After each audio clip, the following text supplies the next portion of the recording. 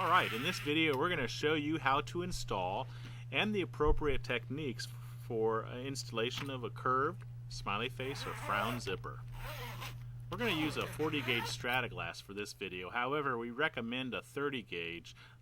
It's just easier to work with. We've indicated where we want that smiley face to be with a grease pencil, and we've cut our bias binding tape to the appropriate size, leaving a little bit extra at both ends, the tops. Okay, we're applying a 1/4 inch basting tape to both sides of this bias binding tape. This is a stamoid, a vinyl binding. You can use Sunbrella as well, but it must be bias, otherwise it will not go around the curves well. Don't use a straight cut binding.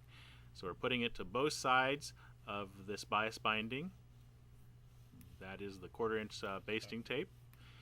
Many professionals would prefer not to use the basting tape. They say it would take too long, but most of our customers are amateur, and so we want to baste this binding down to the window to make it easier for your sewing.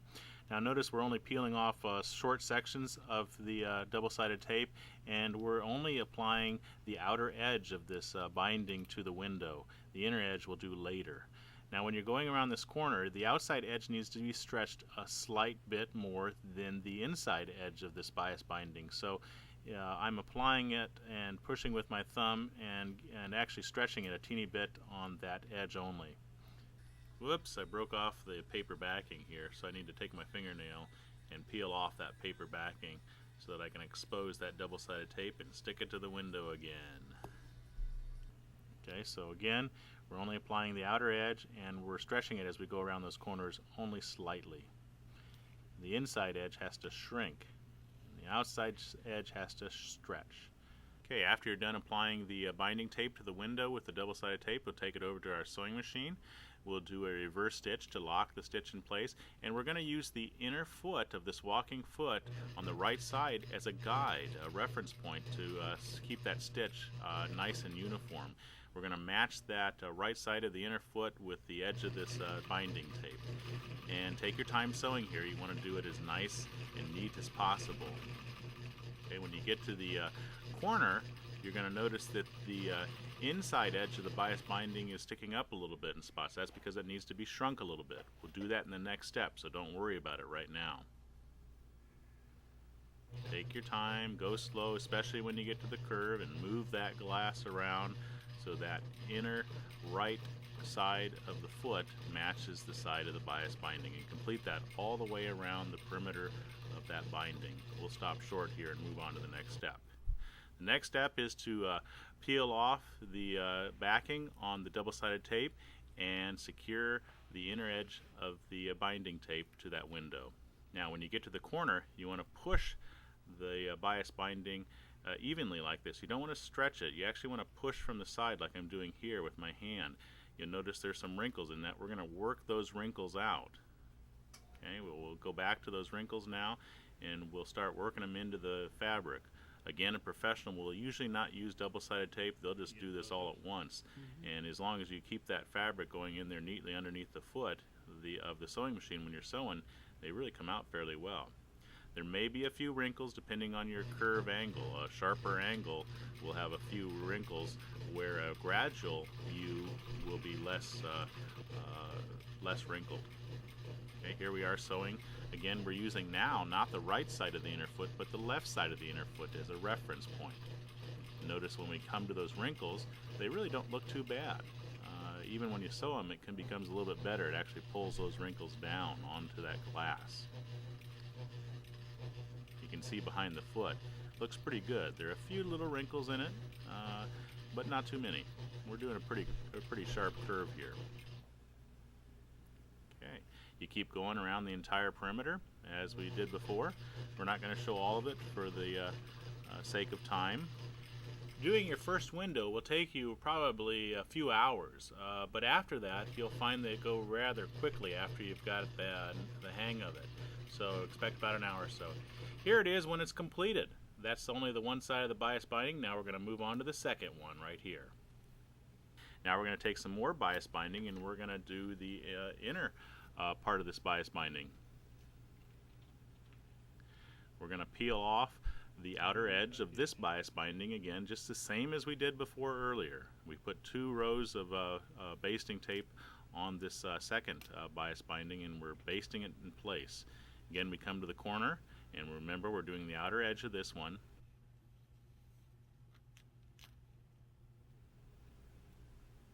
And we're seaming it down carefully. We're putting it right next to that other bias binding, so you can see it here in this shot. Well, this is the other corner, the right corner. We're putting it right next to it. And there it is, complete. Okay, we're not peeling off the second basting tape backing. We're only doing the one backing there. There's the corner, and there's what it looks like when you're up close to it. Okay, we take it back over to the sewing machine, and we sew that the outer edge of that second bias binding that we're putting down on this window. Again, we use the the inner foot. The right side of the inner foot is a reference point to make it sew on there nice and straight. Take your time again when you get to the corner, and we'll work out those wrinkles on the inner edge in the second step here. We're going to stop short, but continue sewing the whole thing. Now, once you're done sewing the whole thing, pull off the backing on the basting tape and start applying that as you did earlier with that first bias binding tape. Again, when you come to the corners, make sure you push evenly and don't stretch the material. You're just trying to push it. And then we'll work those wrinkles out. If you find that one of them is wrinkled too much, you can always peel up the bias binding like I'm doing here and reapply it again. So the more time you take here to work out those wrinkles, the more beautiful your curved zipper will be in the end. Again, here we are showing we're taking out more wrinkles. We're going to lift up the bias binding here off the double-sided tape, and we're going to take out a few of those wrinkles because I think there's too many there. This is why it's important to use bias binding. It goes around curves a lot easier than a straight cut binding. Now we're going to use the left side of the inner foot as a reference point, and we're going to again sew around the entire perimeter. Here we are coming to the curve again. And you'll notice that we're going to work out some of these bubbles even as we're sewing. And you'll notice that behind the foot, it doesn't look too bad. Be patient with yourself here. The more you work out those wrinkles, the better your project will look in the end. And there's the tail end of it. Looks pretty good. Okay, there we are with all the bias binding sewn in place. So each edge has a 6mm straight stitch. Now, let's take a look at these zippers here. This is a coil zipper. This is fairly new on the market, and this is what most people are using for curved zippers. It's a lot easier to bend this around corners and curves. Notice the back side, that is not where the zipper is. The top side is where the zipper is. We're going to apply this side with this facing out. Here's a regular YKK zipper, and you notice the teeth are much bigger. It does not go around bends as easily as the new coil zipper does, so try to use the new coil zipper. Now take a 1/4 inch basting tape and apply it to the edges of the back side of this coil zipper. You want to apply it to both of the edges, right along that edge as well.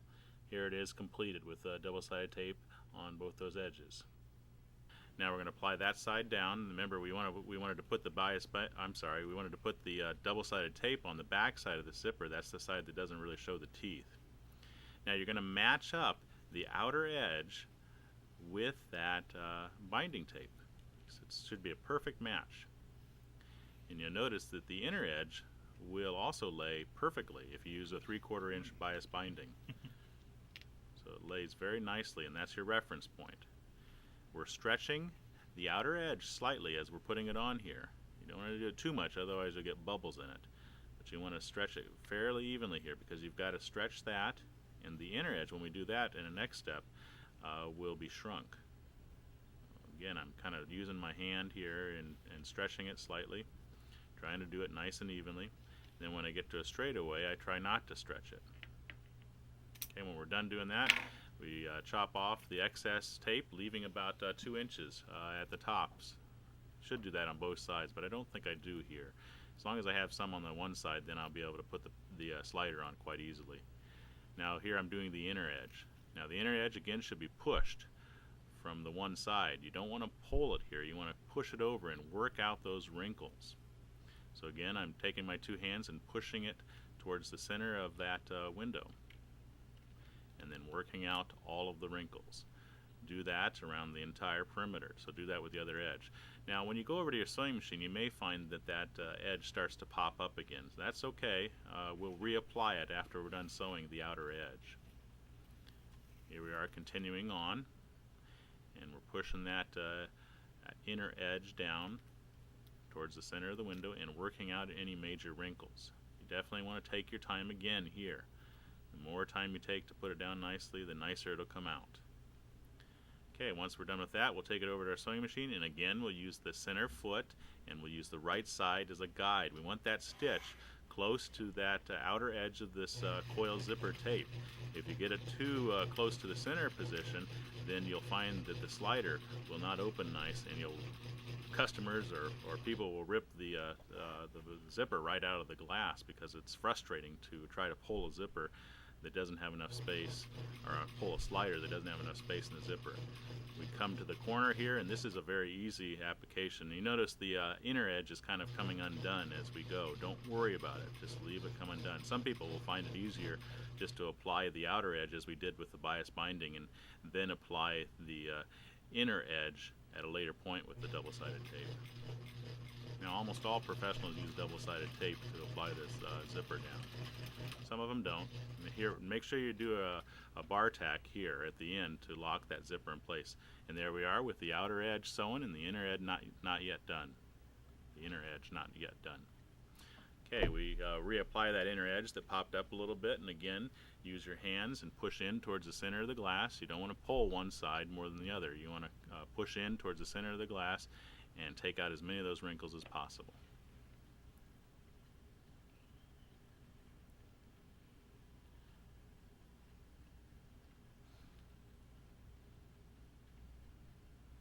Okay, now we're going to use the left side of the inner foot on this walking foot machine, and we're going to sew right along that inner edge. Remember to do a bar tack here, reverse stitch to lock that zipper in place, because this will have a lot of stress up there. Take your time, and when you get to the curve, then make sure you're working out the wrinkles as you go. The more you work them out, the more beautiful your zipper will come out. And also, by going slow, you'll make sure that that stitch is nice and straight, so it'll match the other side. See, there's still some wrinkles in there, but you notice behind the foot, they look pretty good. It's actually going on very flat. Now here's some big wrinkles here. We're going to work those out before we move on. See how nice it looks from behind the foot? It's coming out nice and neat. So we're working out those wrinkles, and see, I've worked them out very nicely here. Don't panic if you see some big ones. Just stop and press them down again by pushing your hand towards the center of that glass. Here's a big one here. Let's work it out. Okay, we're going to stop short here and not continue on for the sake of time again. We're going to continue to sew all around the perimeter of that glass, and you're almost done with your smiley face zipper, or frown, or curved zipper, whatever you want to call it. And here we are at the end, and we do a bar tack again and reverse that stitch in place. And here's what she looks like. She lays pretty good. We haven't yet cut the glass. The glass has not yet been cut. We're going to do that in the next step here. Looks good. See how that coil zipper goes down nice and neat?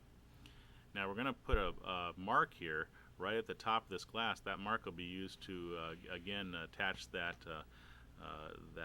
side off if we pull it off all the way. And now if I would have had more zipper here, this mark would have been important here, but I cut it right even. By leaving some zipper at the top, it's easier to pull that slider on. Okay, we'll take the zipper all the way apart. That's why those marks are important to put there. And now we'll turn it over, and we'll take our scissors, and now we'll cut that glass. Now that's all there is to putting in a smiley face zipper, unless you want to put a binding on the edges of where we're cutting right now to help prevent any kind of rain from leaking in a blinding storm. The only thing left now is basically to put the slider on and weld those teeth together. If you're installing binding along those edges to help prevent water leaking, then you need to stop here and watch the next video instead. If not, continue watching. We're going to cut one of the legs off of the quail zipper. This makes it a little bit easier to put that slider on. We're going to use one single slider here, and you'll notice the slider has a wrong side and a right side. Take the quail zipper, the little piece you cut off, and practice with it, and you'll soon discover which is the right side. You can see it quite easily here in this video. It only goes in one direction. So it goes in this direction with that little finger on the side. You cannot do it backwards. Here we'll do it backwards. Notice it hardly goes in at all that way. So make sure you put it on right. You can hardly put it on wrong. So you'll understand quite easily when you start to do it. Now just start it on the one leg, and then match up the yellow pencil marks or whatever marks you have on the material so that they match up side to side, and then pull it on. Now I'm cheating here. I cut out a lot of tape. It takes a lot of effort to put these sliders on. They don't just go on immediately.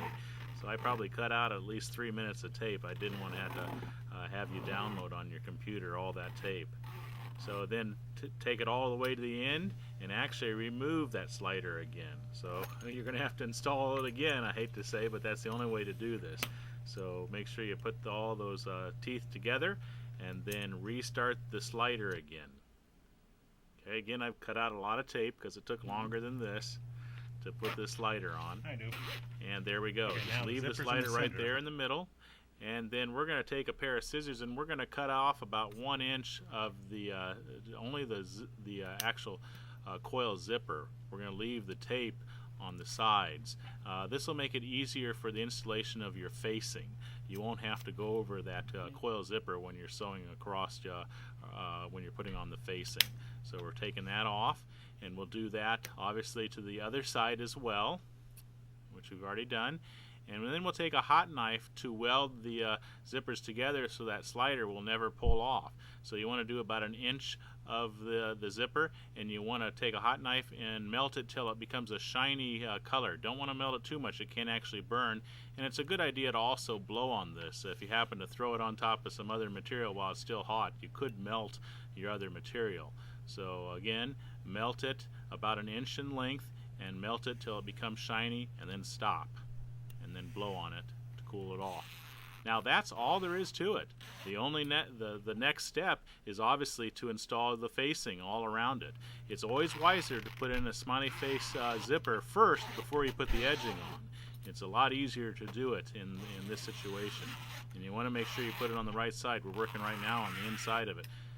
And if you notice, we've only put one slider on. There are a lot of boats out there with 2 sliders on that unfortunately they end up right in the center of that smiley face zipper. In this situation, that slider stays right here at the top in all situations. That's my son Isaiah. He's only 12 years old, and I'm quite proud of him. He does most of the filming for all of these videos for Sailrite. Here's your finished zipper, and that's what it looks like up close. And there's the slider that will stay at the top instead of at the bottom, which was traditionally done in the past. I hope you're still smiling after you're done with your smiley face zipper. If not, you may want to make a frown zipper instead. Thanks again for watching. I'm Eric Grant. Bye-bye.